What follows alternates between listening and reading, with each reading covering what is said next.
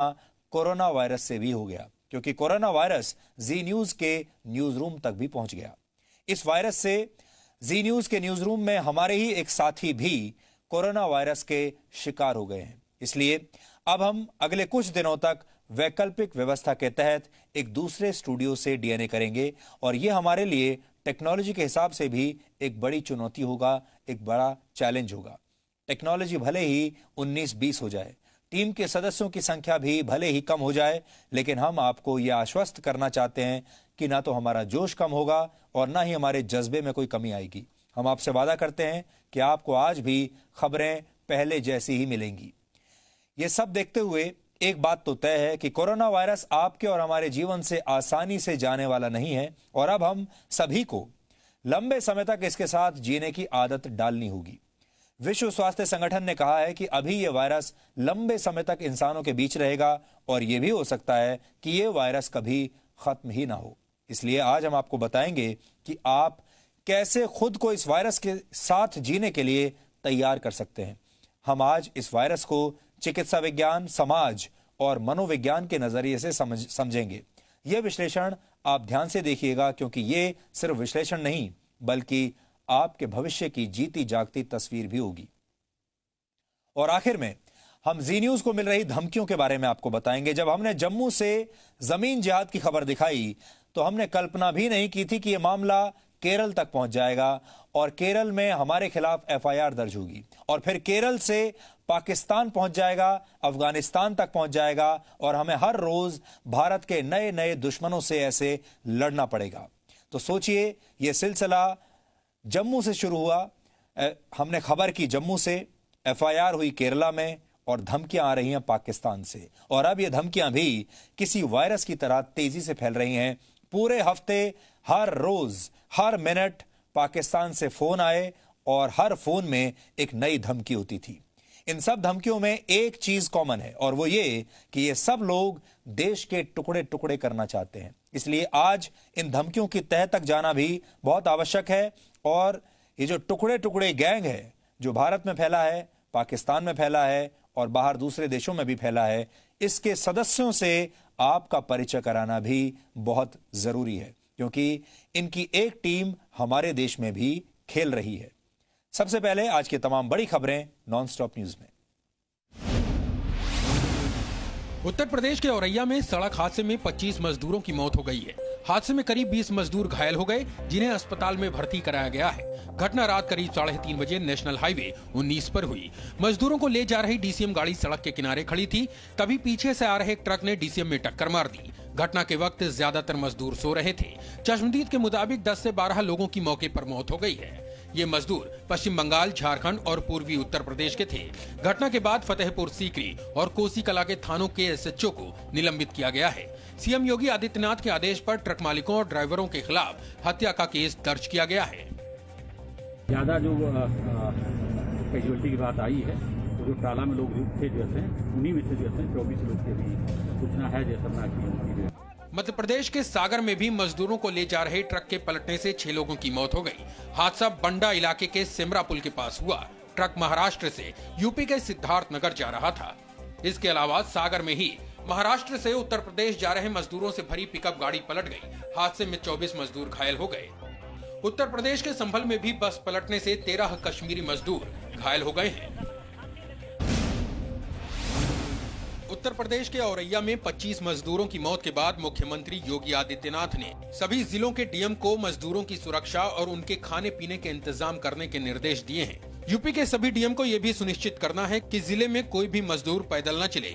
योगी आदित्यनाथ ने औरैया की घटना पर दुख जताया है। औरैया की घटना बहुत दुखद घटना है और सचमुच हम सबका मन इससे बहुत व्यथित होता है, इस प्रकार की घटनाओं से। घटना के बाद मथुरा और आगरा के एसएसपी और इस जोन के एडीजी से स्पष्टीकरण मांगा गया है। मुख्यमंत्री ने हादसे में मारे गए लोगों के परिवार वालों को 2-2 लाख रुपए देने का ऐलान किया है।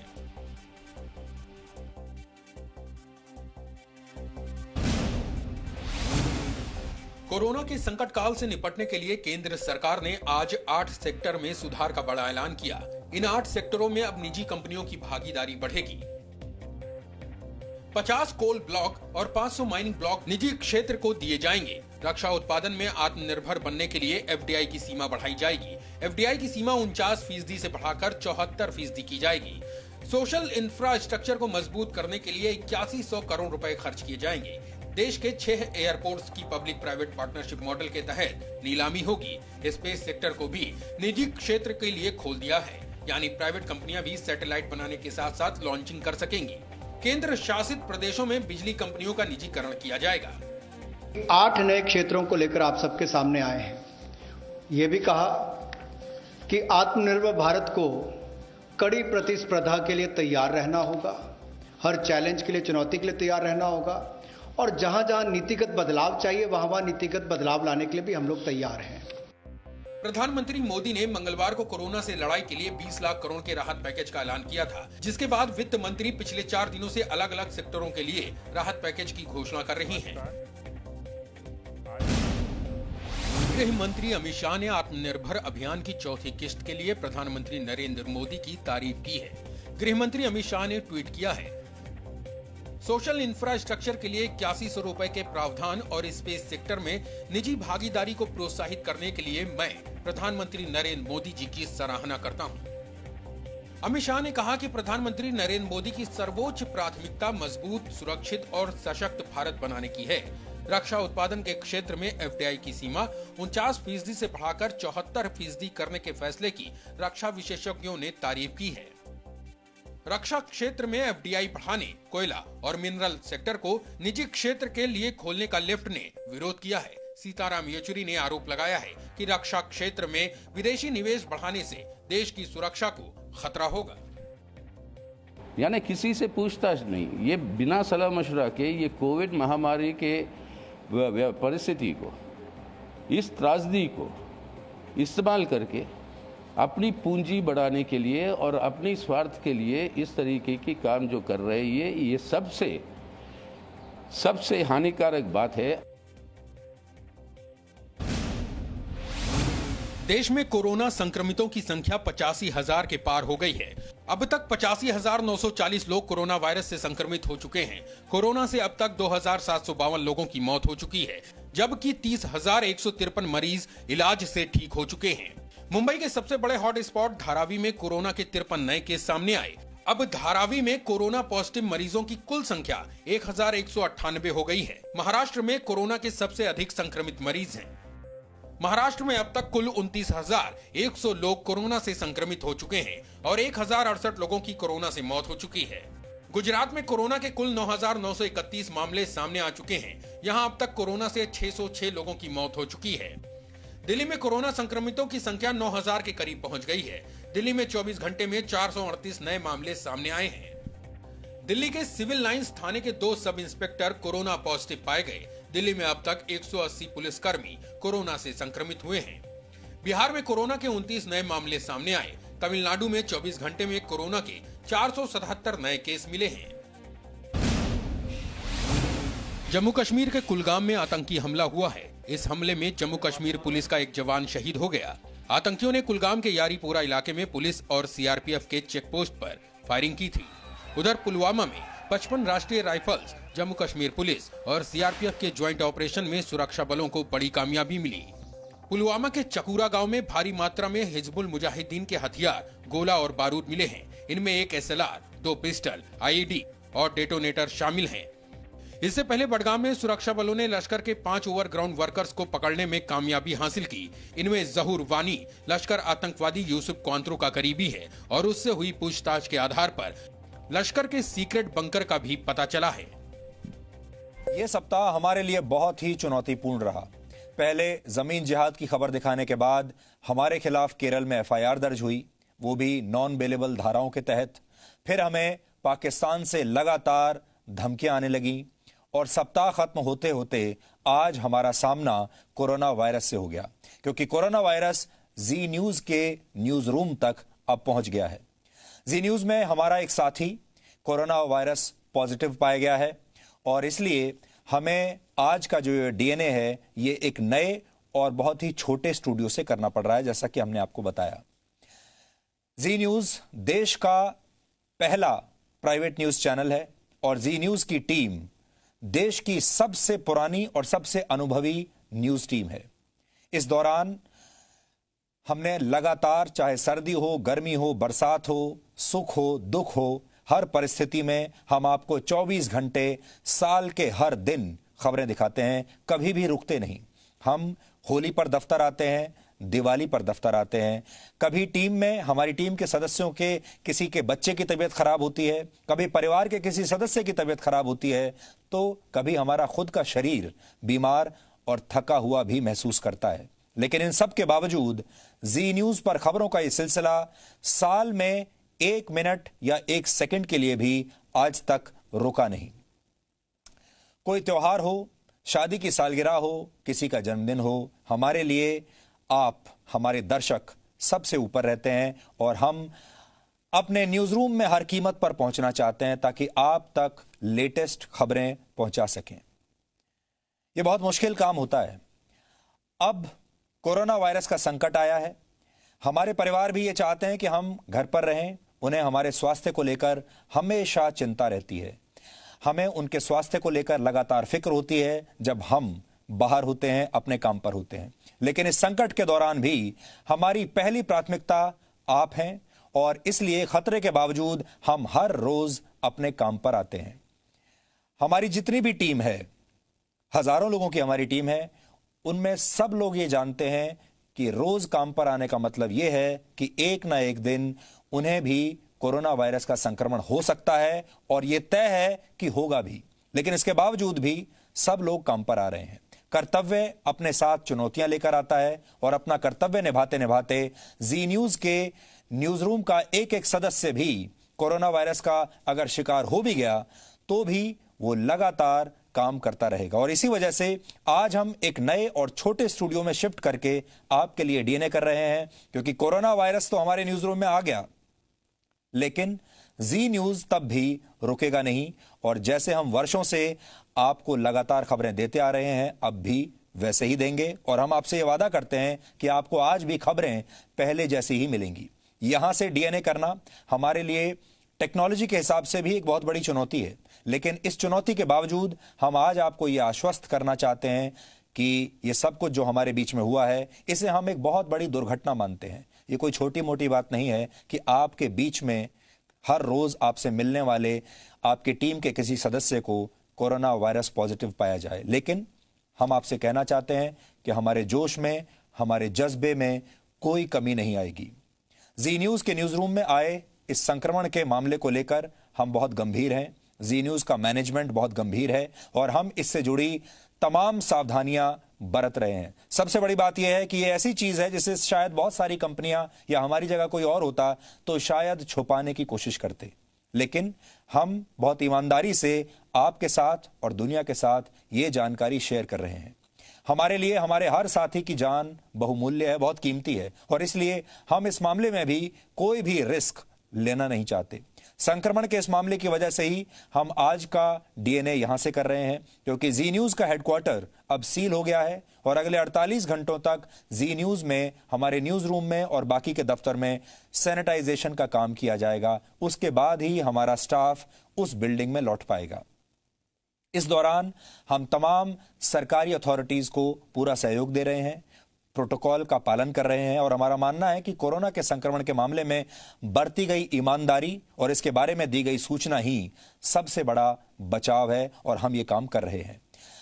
हमारे न्यूज रूम में काम करने वाले जो भी सदस्य कोरोना पॉजिटिव पाए गए साथी के संपर्क में आए थे, उन सब का हमने कोरोना टेस्ट करवा लिया है। ज्यादातर का, बाकियों का टेस्ट करवाया जा रहा है और हमने अपने इन सभी साथियों को जो हमारे उस साथी के संपर्क में आए थे, जांच रिपोर्ट आने तक क्वारंटीन कर दिया है। जब तक हम ये सुनिश्चित नहीं कर लेते कि जी न्यूज का ऑफिस पूरी तरह से संक्रमण से मुक्त है, तब तक हम इसे लेकर हर प्रकार की सावधानी और ईमानदारी बरतने के लिए पूरी तरह से प्रतिबद्ध हैं। और आपको भी, क्योंकि आप हमारे परिवार के सदस्य हैं, ये जानने का पूरा हक है कि हमारे न्यूज रूम में, हमारी टीम में इस समय क्या चल रहा है। और सबसे बड़ी बात यह है कि लगभग 2 महीने से हम पूरी दुनिया को कोरोना वायरस के बारे में अपडेट्स दे रहे हैं, जानकारी दे रहे हैं, शायद ये भी बता रहे हैं कि इससे कैसे बचना चाहिए, क्या क्या करना चाहिए, लेकिन आज हम खुद ही इससे बच नहीं पाए। अब हमने अपनी पूरी टीम को एक छोटे न्यूज रूम में और एक छोटे स्टूडियो में शिफ्ट कर दिया है। हो सकता है कि अगले कुछ दिनों के लिए हमें इसी व्यवस्था के तहत काम करना पड़े, एक छोटी टीम के साथ काम करना पड़े, एक छोटे दफ्तर से ऑपरेट करना पड़े और टेक्नोलॉजी के मामले में भी हमें कई जगह कॉम्प्रोमाइज करने पड़ेंगे। लेकिन इस परेशानी के बावजूद हमारा जोश और जज्बा पहले जैसा ही बना रहेगा और हमें यकीन है कि आपका सहयोग और जी न्यूज पर आपका विश्वास इसमें कोई भी कमी नहीं आने देगा। इसलिए पहली जानकारी यह है, यह हमारे लिए एक बहुत ही चुनौती की घड़ी है और हम इस चुनौती की घड़ी में भी प्रतिबद्ध हैं। हम लगातार काम करते रहेंगे। डीएनए भी ऐसे ही चलता रहेगा। आप जितने भी हमारे शोज देखते हैं वो ऐसे ही चलते रहेंगे। हम पिछले कई दिनों से आपसे कह रहे हैं कि आपको अब कोरोना वायरस के साथ जीने की आदत डाल लेनी चाहिए, क्योंकि कोरोना वायरस आपकी जिंदगी से अब आसानी से जाने वाला नहीं है। ये एक ऐसा अनचाहा मेहमान है जो लंबे समय तक अब आपके घर में रहेगा और इसके लिए आपको तैयार रहना चाहिए। और इसी बात पर अब वर्ल्ड हेल्थ ऑर्गेनाइजेशन यानी WHO ने भी अपनी मोहर लगा दी है। WHO ने यह आशंका जताई है कि यह वायरस एक महामारी के तौर पर लंबे समय तक इंसानों के बीच रह सकता है और यह भी हो सकता है कि यह वायरस कभी भी पूरी तरह से खत्म न हो।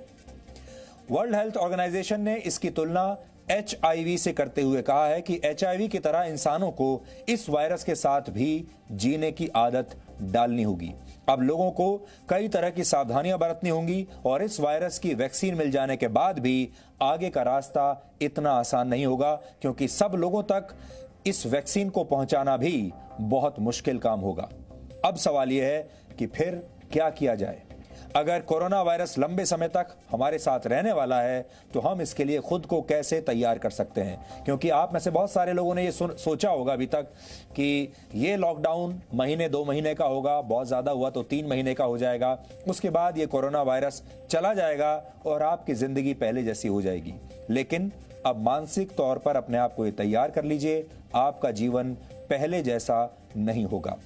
वैज्ञानिक नजरिए से उन 5 महत्वपूर्ण सच्चाइयों को आप समझिए जिनका सामना आपको और हमें मिलकर करना है। पहली सच्चाई यह है कि यह वायरस अब भी पूरी दुनिया में तेजी से फैल रहा है, ये कहीं भी रुका नहीं है। पूरी दुनिया में 43 लाख से ज्यादा लोग इससे संक्रमित हो चुके हैं और करीब 2,97,000 लोगों की मौत हो चुकी है। 2,97,000, लगभग 3 लाख। बीमार लोगों का इलाज अलग अलग तरीकों से किया जा रहा है, हर देश में अलग अलग पद्धति है, लेकिन अभी तक इसका कोई भी पुख्ता इलाज किसी के पास भी नहीं है। इस बात को आप याद रखिएगा, इस कोरोना वायरस का किसी के पास पूरी दुनिया में कोई इलाज नहीं है। दूसरी सच्चाई है कि इस समय दुनिया में लाखों या शायद करोड़ों लोग ऐसे हैं जो संक्रमण का शिकार हो चुके हैं, लेकिन उनमें कोई लक्षण दिखाई नहीं दे रहा, उन्हें खुद भी नहीं पता कि वो संक्रमित हो चुके हैं। ऐसे लोगों को एसिम्प्टोमेटिक पेशेंट्स कहा जाता है और ऐसा भी हो सकता है कि इस तरह के जो मरीज हैं वो आपके आसपास घूम रहे हों। तीसरी सच्चाई यह है, जो लोग संक्रमण का शिकार हैं और जिनमें वायरस की पुष्टि हो चुकी है, उनमें से करीब 3 से 4% लोगों की जान खतरे में है। यानी इस वायरस के मामले में मृत्यु दर फिलहाल 3 से 4% है, लेकिन अलग अलग देशों में इसकी स्थिति भी अलग अलग है। उदाहरण के लिए बेल्जियम की स्थिति इस समय सबसे खराब है। बेल्जियम में कोरोना वायरस के मामलों में मृत्यु दर करीब 16% है। अमेरिका में यह करीब 6% है और भारत में मृत्यु दर करीब 3 से 4% है। चौथी सच्चाई है कि गंभीर रूप से बीमार मरीजों की संख्या भी अलग अलग देशों में अलग अलग है। 11 मई तक के आंकड़ों के मुताबिक गंभीर रूप से बीमार मरीजों की सबसे ज्यादा संख्या अमेरिका में है, जबकि भारत में स्थिति धीरे धीरे बेहतर हो रही है। पिछले हफ्ते तक भारत में कोरोना वायरस के कुल मरीजों में से करीब 9% लोग गंभीर रूप से बीमार थे, जबकि अब इनकी संख्या लगभग आधी रह गई है। अब भारत में कोरोना वायरस के सिर्फ 4.8% मरीजों की स्थिति ही गंभीर है। पांचवी सच्चाई है कि कोरोना वायरस की वैक्सीन का इंतजार अभी बहुत लंबा है। दुनिया भर में करीब 100 रिसर्च ग्रुप्स इस वायरस की वैक्सीन ढूंढने में जुटे हुए हैं, लेकिन वैक्सीन तैयार होने में अभी करीब 12 से 18 महीने का समय लग सकता है और 12 से 18 महीने के समय के बाद भी ये दुनिया भर में जब इसको डिस्ट्रीब्यूट किया जाएगा उसमें भी कई महीने या हो सकता है साल भर लग जाए। इसलिए ये जो सफ़र है ये बहुत लंबा रहने वाला है। इससे आप, अगर आपको रोड मैप इसका बनाना है तो लगभग आप 2 से 3 साल का रोड मैप बनाकर चलिए।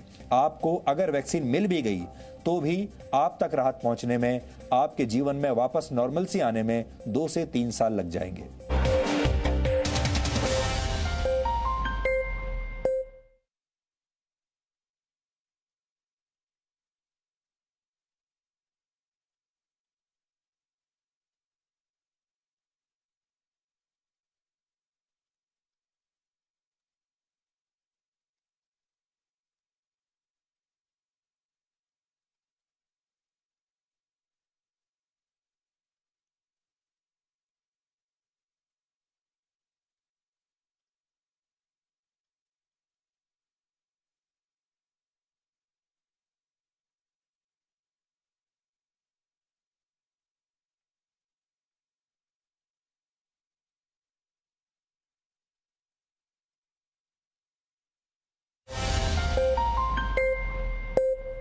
जी न्यूज को मिल रही धमकियों की बात करेंगे। धमकियां मिलने की जो सिलसिला था वो शुरू हुआ, और ये सिलसिला हमने पहले सोचा था कि ठीक है, एक दिन में 1-2 धमकियां आ गई, लगातार मैसेजेस आ रहे हैं, अब रुक जाएंगे। लेकिन ये रुकने का नाम नहीं ले रही, बल्कि धमकियों की संख्या बढ़ती जा रही है। जब हमने जम्मू से जमीन जिहाद की खबर दिखाई थी तो कल्पना भी नहीं की थी कि ये मामला केरल तक पहुंच जाएगा, केरल में हमारे खिलाफ FIR दर्ज हो जाएगी और फिर ये मामला केरल से पाकिस्तान पहुंच जाएगा। इस कनेक्शन को समझिए, जम्मू, केरल, केरल से पाकिस्तान, और अब इसमें हर रोज भारत के नए नए दुश्मन जुड़ रहे हैं, जिससे आपको ये समझ में आएगा कि ये एक ही टीम है। जिहादियों से शुरू हुई बात अब आतंकवादियों और खालिस्तानियों तक पहुंच गई है। पिछले 2 दिनों से हमें पाकिस्तान के नंबरों से लगातार नफरत भरे मैसेजेस आ रहे हैं। इनमें चेतावनियां लिखी हुई हैं और अभद्र भाषा का प्रयोग किया गया है। पिछले 2 दिन से मेरा फोन लगातार बज रहा है और लगातार उसमें पाकिस्तान के नंबरों से कॉल आ रहे हैं। जब फोन उठाते हैं तो ये सारे लोग अभद्र भाषा का प्रयोग करते हैं। बहुत सारे व्हाट्सएप मैसेजेस आ रहे हैं जिनमें अभद्र भाषा का प्रयोग किया गया है, जिनमें धमकी दी गई है, और सब में एक बात कॉमन है, सब में भारत को बद्दुआएं दी गई हैं, भारत के टूटने की कामना की गई है। जो नई धमकी आई है वो आई है UAE से, जिसमें हमें सच दिखाने के लिए अंजाम भुगतने की धमकी दी गई है और कहा गया है कि जो इंदिरा गांधी के साथ हुआ था और जो जनरल वैद के साथ हुआ था वही तुम्हारे साथ भी होगा। UAE से जो कॉल मुझे आया, असल में ये कॉल नहीं आया, व्हाट्सएप नंबर पर किसी व्यक्ति ने अपना एक ऑडियो रिकॉर्ड करके मुझे भेजा। ये व्यक्ति लगातार एक के बाद एक ऑडियो फाइल्स भेज रहा था और उन सब में धमकियां थीं। तो इसने अपनी धमकी एक ऑडियो फाइल रिकॉर्ड करके व्हाट्सएप के जरिए मुझे भेजी और ये आवाज किसी खालिस्तानी समर्थक की है। इस आतंकवादी ने खुलकर धमकी दी है कि खालिस्तान के आतंकवादियों को मेरे बारे में सब कुछ पता है और इन लोगों ने जो हश्र ऑपरेशन ब्लू स्टार को अंजाम देने वाले जनरल अरुण श्रीधर वैद्य का किया था, AS वैद्य का किया था, जिस तरह से इन्होंने पूर्व प्रधानमंत्री इंदिरा गांधी की हत्या की थी, वही सब कुछ ये लोग अब हमारे साथ भी करेंगे। आगे हम बढ़ेंगे, लेकिन उससे पहले आप ये खतरनाक ऑडियो सुन लीजिए और ये आदमी जिस तरह की खतरनाक बातें कर रहा है वो भी आप सुन लीजिए। हो हाँ भी जाने सुना किदा गल सुनो जरा ध्यान नाल। सानू आ भी पता है कि तू कित्थे जाने और कित्थे रहने, ठीक है ना, तो सानू तेरे घर दा भी पता हैगा, ठीक है, तो तेनू वार्निंग दे रहे हैं, ठीक है ना। जिस तरह जनरल वैद्या नू गड्डी चाड़िया सी ना, या फिर तुहाडी मां इंदिरा गांधी नू गड्डी चाड़िया सी, इसे ने पुत्त तेनू चाड़ना है, ठीक है ना। जिहड़ा तू खालिस्तान दे खिलाफ करे ना, जितने भी पत्रकार हैगे ना, जितने भी, मैं सारिਆਂ ਨੂੰ कह रहा ठोकांगे असीं तुहानू, तो तेरी वारी हैगी है तेरी, ठीक है। DNA तेनू बार बार असीं समझा रहे हैं, ठीक है ना। हुण खालिस्तान दे खिलाफ अगर किसी भी मीडिया वाले कहा ना तो ठोकांगे असीं, तो तेनू असीं वार्निंग दे रहे हैं, ठीक है ना। DNA याद रखी। कि जिल्लै तेरे कोल आ जाना ना, तेनू लभ लेना, तो फिर ये ना कमी बाबा जी माफ़ कर दियो, ठीक है ना, याद रखी हूँ।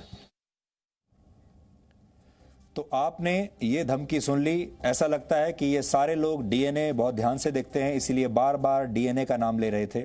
अब आप पाकिस्तान के ही एक और नंबर से भेजा गया एक वीडियो देखिए।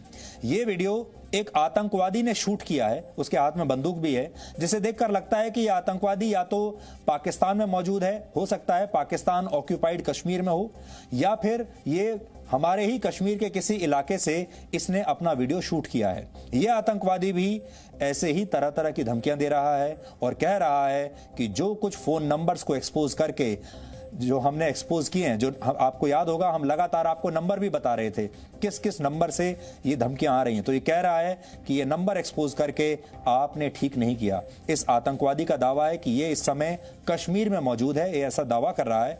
ये आतंकवादी ये भी कह रहा है कि भारत को कश्मीर से हट जाना होगा, वरना ये लोग उड़ी और पुलवामा से भी ज्यादा बुरा हश्र हमारा करने वाले हैं। और वीडियो देखकर ऐसा लगता है कि ये हंदवाड़ा में हुए एनकाउंटर के बाद का वीडियो है, क्योंकि इसमें ये भारतीय सेना के एक कर्नल की शहादत का जिक्र कर रहा है। अब आप ये वीडियो देखिए और देखिए कि इस आतंकवादी की कितनी हिम्मत बढ़ गई है कि इसने ये वीडियो शूट किया है और फिर हमें भेज भी दिया। मेरे के नंबर दिखा रहा था, उनके सरदारों के नंबर दिखा रहा था। मैं मुख्तसर सा उनको बता देता हूँ। अकबर बुट्टी के बेटे शाहजहां बुट्टी ने गज़वा हिंद के लिए, आपको याद होगा, इंशाल्लाह हम तुझे भी वास्ते जन्म करेंगे, जैसे दूसरों को किया ना, इंशाल्लाह तुझे भी करेंगे। ये पहले भी हमारी बात सुन ले, हम तुझे बताएंगे लोकेशन किसे कहते हैं। अभी भी हम इंशाल्लाह कश्मीर में मौजूद हैं, ठीक है, हम कश्मीरी मुजाहिद हैं, कश्मीर में ही मौजूद है। हमारी नंबर भी चल रहा है, व्हाट्सअप भी चल रहा है। अगर तुम हमको लोकेशन करना चाहते हो तो कर लो, तो हम तुम्हें इंशाल्लाह लोकेशन करके वास्ते जन्म करेंगे। सरदार शाहजहां बुट्टी ने 50,000 आदमियों का आपस के ऊपर बात की थी, अगर कश्मीर के ऊपर जंग हुई तो 50,000 आदमी दूंगा। अभी तो एक सरदार बलूचिस्तान के लिए ऐलान किया है, तो अभी बाकी सरदार इंशाल्लाह ऐलान करेंगे तो तुम्हारा क्या हाल होगा। इंशाल्लाह हम तुम्हें कहते हैं ये गज़वा, ये इधर से दौड़ जाओ, कश्मीर से भाग जाओ, कश्मीर से भाग जाओ, अल्फी उठा लो। इंशाल्लाह हम तुझे भी, तुझसे भी अल्लाह ने चाहा तो तेरी गर्दन उतारेंगे इंशाल्लाह। हम कश्मीर में मौजूद है, कश्मीरी मुजाहिदीन है, तो तुम्हारा बहुत बुरा हाल करेंगे। तो कह रहे हैं कि हम कश्मीर में ही मौजूद हैं, तुम्हारा बहुत बुरा हाल करेंगे, तुम्हारी गर्दन उड़ा देंगे। इसमें हमने थोड़ी एडिटिंग की है क्योंकि इस आतंकवादी ने भारत की सेना के लिए बहुत आपत्तिजनक भाषा का प्रयोग किया था, उस भाषा को हमने यहां से हटा दिया है। अब आप थोड़ा पीछे चलिए और सोमवार को आए धमकी भरे एक फोन कॉल का वो हिस्सा दोबारा से सुनिए, जिसमें एक पाकिस्तानी देश भर में मेरे खिलाफ एफआईआर दर्ज कराने की धमकी दे रहा है। यहां पर आपको जो खास चीज पर ध्यान देना है वो ये है कि ये आदमी अच्छी तरह से जानता है कि केरल में मेरे ऊपर एफआईआर हो चुकी है और बड़े दावे के साथ ये कह रहा है कि हमारी एक ही टीम है और अभी देखना कि और भी राज्यों में ऐसी एफआईआर दर्ज होंगी। और खास तौर पर इसने पंजाब का नाम लिया है और मुंबई का नाम लिया है और कहा है कि अभी तो बहुत सारी एफआईआर इस देश में तुम्हारे खिलाफ दर्ज होंगी। आप इस आदमी की ये बात सुनिए। मुझे ब्लैकमेल कर लोगे? आपको तो केरला में आपकी एफआईआर कटी हुई है ना बगैर जमानत के केरला में। अब दिल्ली में भी एफआईआर होगी, पंजाब में भी आपके खिलाफ एफआईआर होगी। जो बैठ के आप डीएनए भाषा चलाते हो ना, आवाम को वर्गलाते हो, बेवकूफ बनाते हो ना आप। आपने क्या समझा? ये जो मेरा नंबर है ना, ये सिर्फ एक दिन चलता है, एक दिन। लेकिन तेरा जो नंबर है ना, ये सारी उम्र चलने वाला नंबर है। अभी तू सिबर कर, तेरे साथ तू ऐसे ना इंसान नहीं है। मैंने तुझे इंसान समझा हुआ था, बड़े प्यार से तुझसे बात मैंने की थी। तो क्या करोगे अब? अभी मैं आपको बताऊंगा क्या करूंगा। आपके केरला में आपके खिलाफ एफआईआर लिखी हुई है। जब ये आपने प्रोग्राम किया था, ये जो 3 रुकन वाला मुसलमानों के खिलाफ, ये तुम्हारी टीम केरला में है ना आपके ऊपर एफआईआर। ये तुम्हारी ही टीम है जिसने की है? सर मेरी टीम है, अल्हम्दुलिल्लाह मुझे बड़ा फख्र है अपनी टीम पे, क्योंकि मेरी टीम बड़े अच्छे तरीके से काम कर रही है। अभी तो सिर्फ केरला में आप पे हुए है ना, फिर अभी तो दिल्ली में भी होगा, बम्बई में भी होगा, अभी तो पंजाब में भी आपके खिलाफ एफआईआर होगा भाई। क्यों? ये आपको कैसे पता कि निकलो यार, आपको तो मुकाबला मेरा खुद करना चाहिए था। ये आपको कैसे पता कि एफआईआर होगी सब जगह? ये लोग एफआईआर करने से पहले आपसे पूछते हैं? सर मैं वो बंदा हूँ, देखिए सोच है आप लोगों की, जहाँ सोच खत्म होती है ना, हमारी सोच वहां शुरू होती है। अच्छा, हाँ, आपको नहीं पता कि हमारी अप्रोच क्या है। अल्हम्दुलिल्लाह, वैसे मैंने आपको इंसान का बच्चा समझा था, आपसे बड़े प्यार से बात की थी। मैंने कहा चलो यार भाई है, कोई मसला नहीं है, तो आपने मेरा नंबर अगले लोगों को दे दिया। आप क्या समझ, ये इस बात पर नाराज है कि मैंने इसका नंबर सार्वजनिक कर दिया, और ये भी कह रहा है कि आप कहाँ जाते हो, कहाँ रहते हो, कहाँ काम करते हो, हमें सब कुछ पता है। लेकिन जिस बात पर आपको ख़ास ध्यान देना चाहिए वो ये है कि ये आदमी साफ साफ ये कह रहा है कि मुझे मेरी टीम पर फ़ख्र है, और मेरी टीम ने केरल में तुम्हारे खिलाफ FIR कराई है, और अब बाकी जगहों पर भी होगी, दिल्ली में होगी, पंजाब में होगी, मुंबई में होगी, पूरे देश में होगी।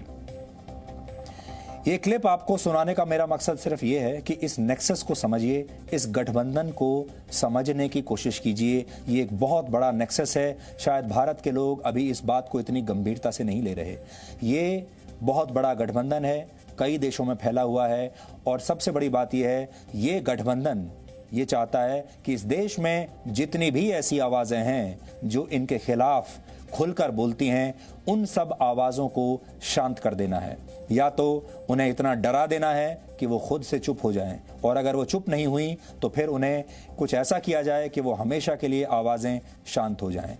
अब ये इस देश को, इस देश की सरकारों को, इस देश को चलाने वाले लोगों को तय करना है कि क्या वो इसी तरह के लोकतंत्र को चलाना चाहते हैं। और जब वो ये कहते हैं कि लोकतंत्र में मीडिया का एक बहुत बड़ा हिस्सा है, जब वो कहते हैं कि लोकतंत्र का चौथा स्तंभ मीडिया होता है और मीडिया दोनों पक्षों की खबर दिखाने के लिए स्वतंत्र होता है, तो क्या वो स्वतंत्रता अब मीडिया के पास बची है? क्या मीडिया खुलकर दोनों तरफ की, दोनों पक्षों की खबर आपको इसके बाद दिखा पाएगा? एक खालिस्तानी, एक आतंकवादी और एक पाकिस्तानी, इन तीनों की बातें सुनने के बाद आप समझ गए होंगे कैसे ये सब लोग एक ही भाषा बोल रहे हैं, एक ही स्क्रिप्ट पढ़ रहे हैं। ये वही स्क्रिप्ट है जिसका इस्तेमाल हमारे देश में बैठा टुकड़े टुकड़े गैंग अक्सर करता रहता है। आपने भी तो देखा होगा, हमारे देश का जो टुकड़े टुकड़े गैंग है वो आतंकवादियों को फांसी से बचाने के लिए सुप्रीम कोर्ट तक जाता है। यही वो गैंग है जो आतंकवादियों को मार दिए जाने पर आंसू बहाता है।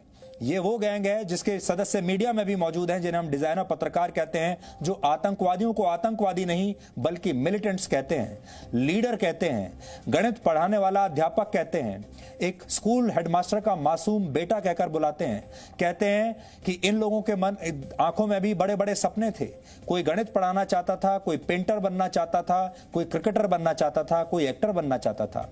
ये वो ही सारे लोग हैं। इसलिए बार बार हम आपसे कह रहे हैं, ये एक ही टीम है, इस टीम को पहचानिए। और यही भाषा अलगाववादियों की है और यही भाषा अफजल प्रेमी गैंग की है। आज मैं आपको जाकिर नाइक का एक वीडियो दिखाना चाहता हूं। जाकिर नाइक भारत विरोधी गतिविधियों को अंजाम देकर भारत से भाग चुका है और इस समय मलेशिया में छिपा हुआ है। कल भी हमने आपको ये वीडियो दिखाया था, आज फिर से आपको दिखाना चाहते हैं, जिसमें वो कह रहा है, इस्लामिक देशों को सलाह दे रहा है कि इस्लामिक देशों को इस्लाम के खिलाफ बोलने वाले गैर मुसलमानों का एक डेटा बैंक बनाना चाहिए, और जैसे ही ऐसा कोई गैर मुसलमान किसी इस्लामिक देश में पहुंचे तो उसे तुरंत गिरफ्तार करके जेल में डाल देना चाहिए। और वो ये भी कह रहा है कि ऐसा डेटा बैंक भारत में भी बनना चाहिए। भारत में जितने लोग हैं जो इस्लाम के खिलाफ बात करते हैं, जो ऐसे गैर मुसलमान हैं, उनकी एक लिस्ट बनाओ, उनमें से कुछ का ऐसा हाल करो कि बाकी के सारे लोग अपने आप डर जाएं। और यही बात भारत में इस समय हो रही है। आप खुद सुनिए ये आइडिया कहां से आया है। I would like to tell them that go a step further. I would request that we even keep a data bank of non-Muslims in India speaking against Islam, and those which are speaking are mainly the hardcore activists of the BJP government, and most of them, they are rich. And let me tell you that most of the politicians of India, they have their money stored in UAE, in the Gulf country, most of them. And most of them, majority those of the non-Muslims who travel abroad, more than 50% they visit the Gulf country or the Muslim countries.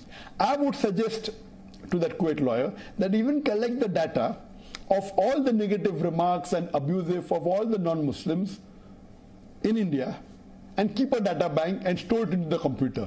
Next time if they come to the Gulf country, whether it be Kuwait, whether it be to Saudi Arabia, whether it be to Dubai, whether it be to Indonesia, in the data bank you should be mentioned, okay, now they have abused the Prophet, which is not permitted by law, and they have abused Islam, bid them to task, have a case against them, arrest them and put them behind bars.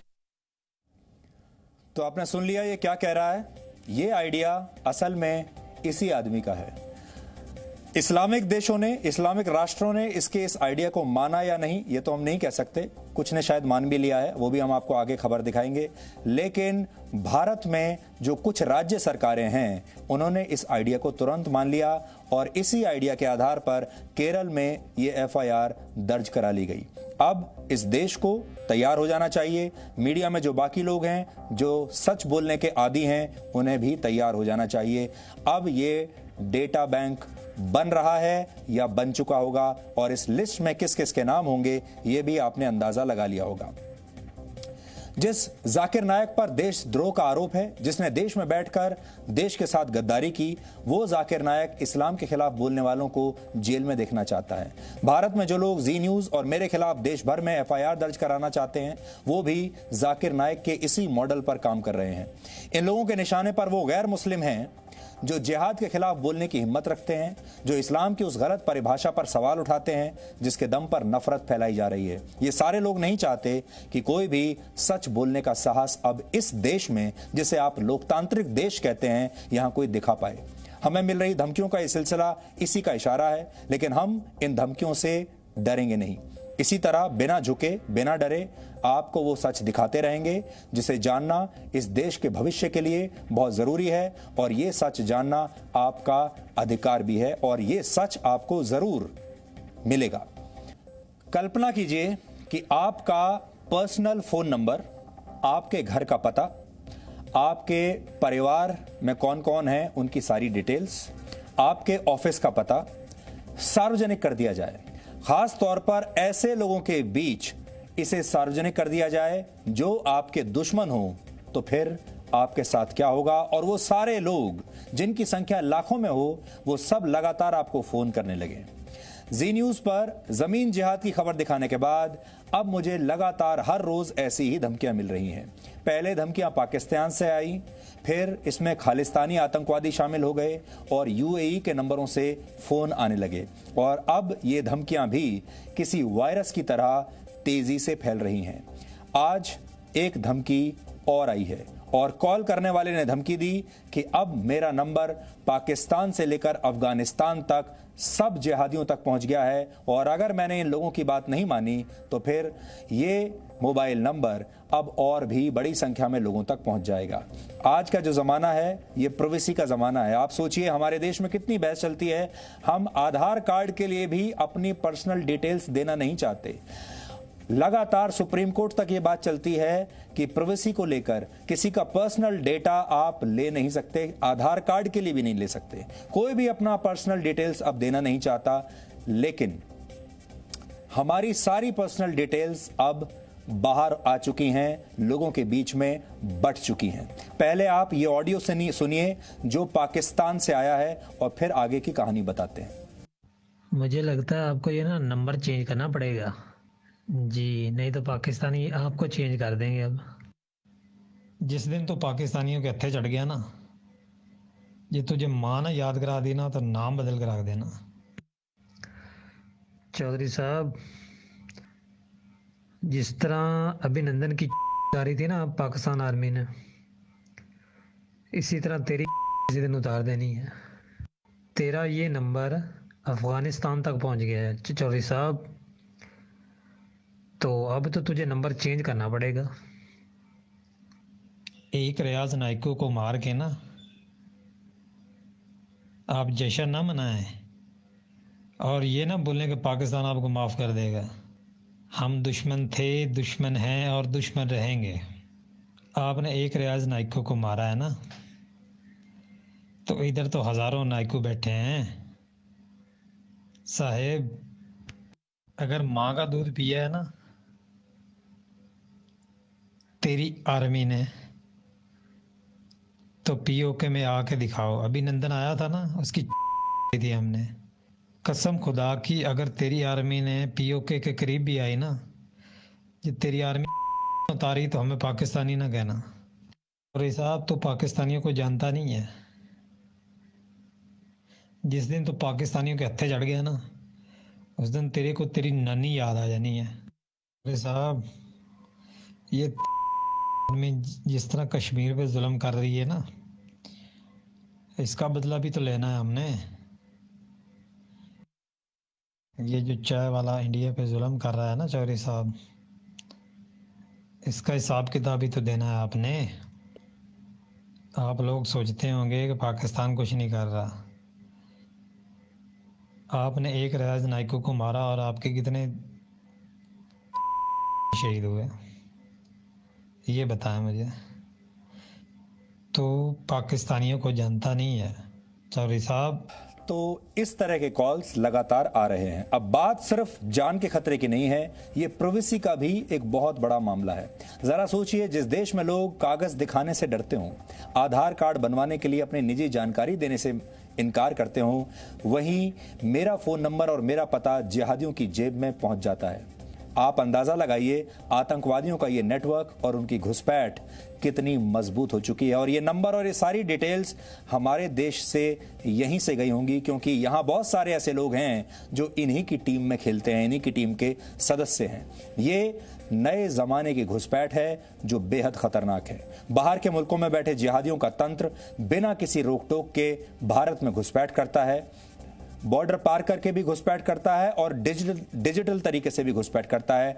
वो भी किसी का भी personal phone number लेकर हासिल कर लेते हैं और फिर उस नंबर पर जान से मारने की धमकी देते हैं।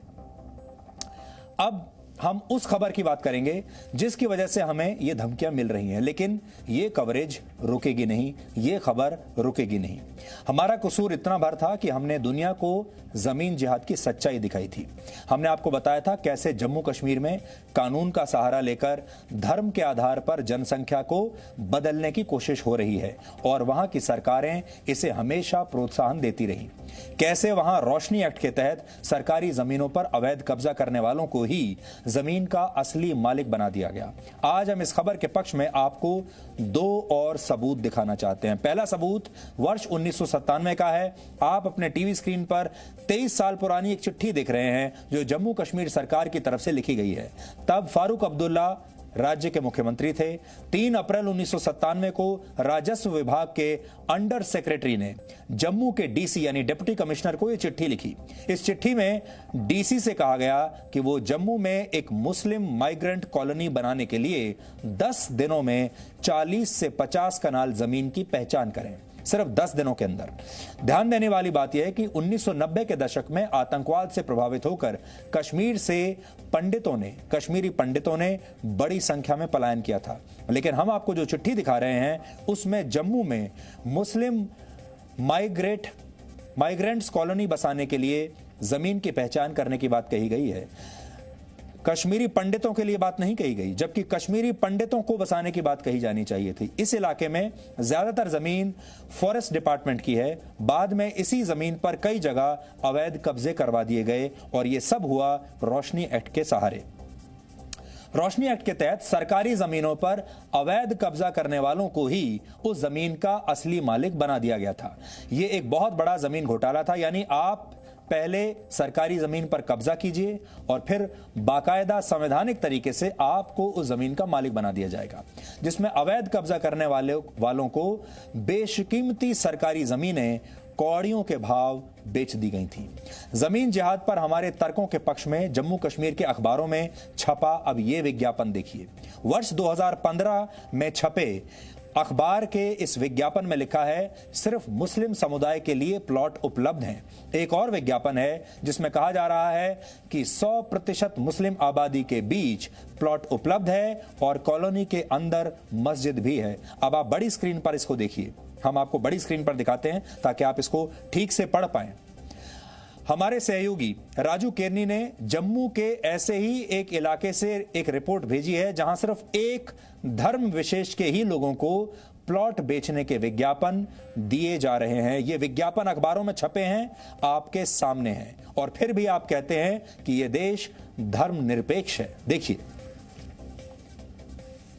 कभी रोशनी एक्ट की आड़ में तो कभी अफसरशाही की मिली भगत से ज़मीनों पे कब्जा होता गया। और ये जो पीछे आप ज़मीन देख रहे हैं, ये जो पूरा प्लाटो आप देख रहे हैं, ये पूरा वो इलाका है, बजालता का इलाका है। इस इलाके में भी ज़मीनों की उसी तरीके से लूट खसूट हुई और जिसके बाद जो है जैसे ही ये दौर शुरू हुआ था ज़मीनों को लूटने का, ज़मीनों को जो है अपने नाम पे करवाने का, सरकारी अफसरों ने अपने नाम पे करवाई, कई लोगों ने अपने नाम पे करवाई और उसके बाद जो है भू माफिया बीच में आ गया, जिन्होंने अखबारों में बाकायदा इश्तिहार देके, एडवर्टीजमेंट देके, पेड एडवर्टीजमेंट देके उन लोगों ने ये जो है इस इलाके में जो है मुस्लिम कॉलोनी बनाने का जो कंसेप्ट है यहाँ पे लेके आए।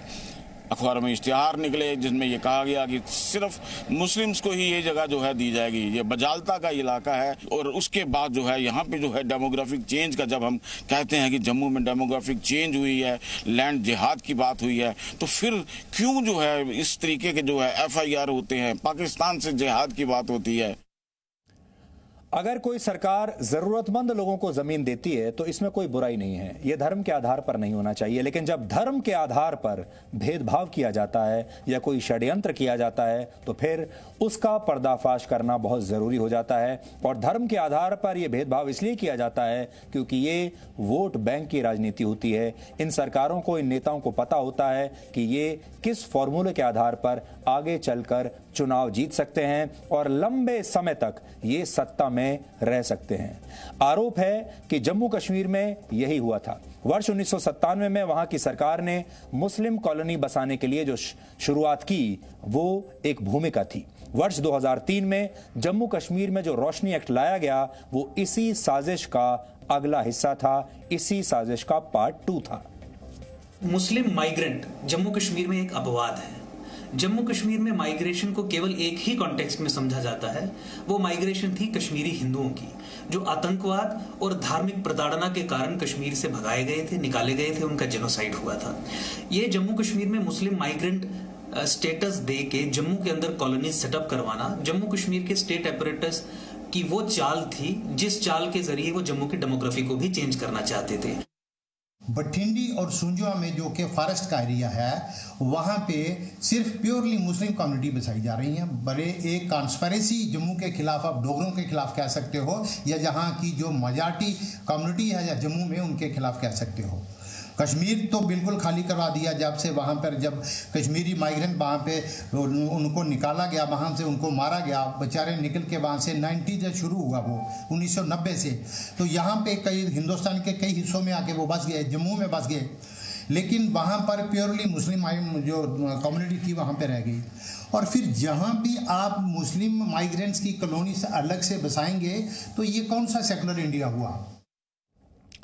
अब कल्पना कीजिए कि देश के किसी इलाके में सिर्फ हिंदुओं के लिए जमीन या मकान का कोई ऐसा ही विज्ञापन छप जाता तो फिर क्या होता।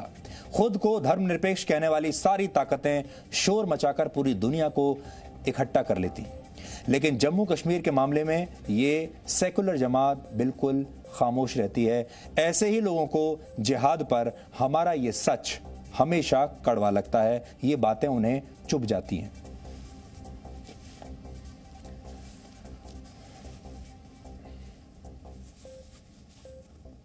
और इस मामले पर एक सीएजी की रिपोर्ट भी आई थी और सीएजी की रिपोर्ट ने भी ये पूरा उसमें बाकायदा आधिकारिक तौर पर लिखा था कि ये जो जमीन बेची गई है असल में हजारों करोड़ की ये जमीन है और इसे कौड़ियों के भाव बेच दिया गया। ये आप वही उसी जमीनों की तस्वीरें आप देख रहे हैं। जो लक्ष्य रखा गया था इस जमीन से पैसा निकालने का, उगाने का, वो था 25,000 करोड़ रुपए, यानी राज्य सरकार को 25,000 करोड़ रुपए इस जमीन से कमाने थे। और उन्होंने कमाए कितने? सिर्फ 76 करोड़ रुपए, यानी 25,000 करोड़ रुपए की जमीन सिर्फ 76 करोड़ रुपए में बेच दी गई।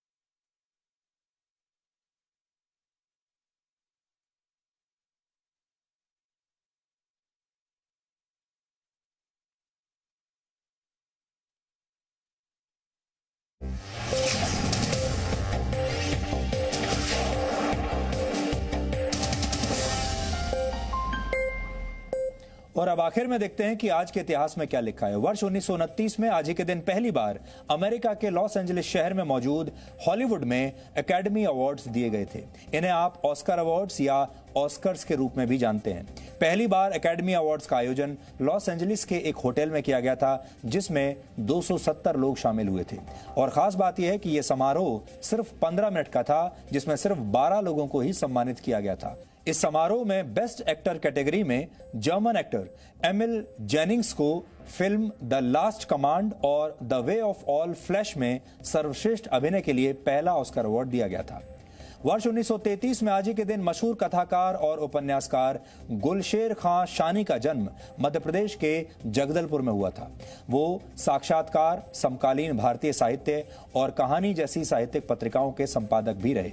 उन्होंने जनाजा, युद्ध और जली हुई रस्सी जैसी रचनाओं के माध्यम से विभाजन के बाद मुस्लिम समाज के डर और विरोधाभास को दुनिया के सामने रखा। गुलशेर खां शानी ने उर्दू की बजाय हिंदी भाषा में अपनी किताबें लिखी और कहानी, उपन्यास, संस्मरण और निबंध विद्या से हिंदी साहित्य को बहुत समृद्ध किया। सांप और सीढ़ी, फूल तोड़ना मना है, एक लड़की की डायरी और काला जल उनकी कुछ प्रमुख रचनाएं हैं। वर्ष 1975 में आज ही के दिन सिक्किम आधिकारिक रूप से भारत का हिस्सा बन गया था। इस फैसले के लिए सिक्किम में जनमत संग्रह हुआ था, जिसमें 97% से ज्यादा लोगों ने साम्राज्यवाद को खत्म करने पर मोहर लगाई थी और इसी के साथ सिक्किम भारत का 22वां राज्य बन गया था और वहां के 2 लाख लोग भारत के नागरिक बन गए थे। वर्ष 1975 में आज ही के दिन जापान की पर्वतारोही जंको टेबई माउंट एवरेस्ट के शिखर तक पहुंचने वाली दुनिया की पहली महिला बन गई थी। माउंट एवरेस्ट दुनिया का सबसे ऊंचा पर्वत शिखर है, जिसकी ऊंचाई समुद्र तल से 8,848 मीटर है। माउंट एवरेस्ट अभियान की तैयारी के दौरान स्पॉन्सरशिप के लिए भी उन्हें बहुत परेशानियों का सामना करना पड़ा था। जापान में महिला पर्वतारोहियों को प्रोत्साहित करने के लिए उन्होंने ही पहली बार लेडीज क्लाइंबिंग क्लब की स्थापना भी की थी। और वर्ष 1703 में आज ही के दिन साहित्य की दुनिया में फेरी टेल्स यानी परी कथाओं का आयाम जोड़ने वाले मशहूर लेखक चार्ल्स पेरो का निधन पेरिस में हुआ था। वो फ्रांस के एक दिग्गज लेखक थे और अपने करियर की शुरुआत में वो एक सरकारी अधिकारी थे और 67 वर्ष की उम्र के बाद उन्होंने कई मशहूर कहानियों की रचना की। Cinderella, little red riding hood और द स्लीपिंग ब्यूटी उनकी कुछ मशहूर रचनाएं हैं। तो डीएनए में आज इतना ही। अब संडे ब्रेक का समय हो गया है। अब आपसे हमारी अगली मुलाकात होगी सोमवार रात 9 बजे, जब हम और आप मिलकर नई ऊर्जा के साथ नए सप्ताह की शुरुआत करेंगे। तब तक आप खुश रहिए, सुरक्षित रहिए और स्वस्थ भी रहिए। नमस्कार।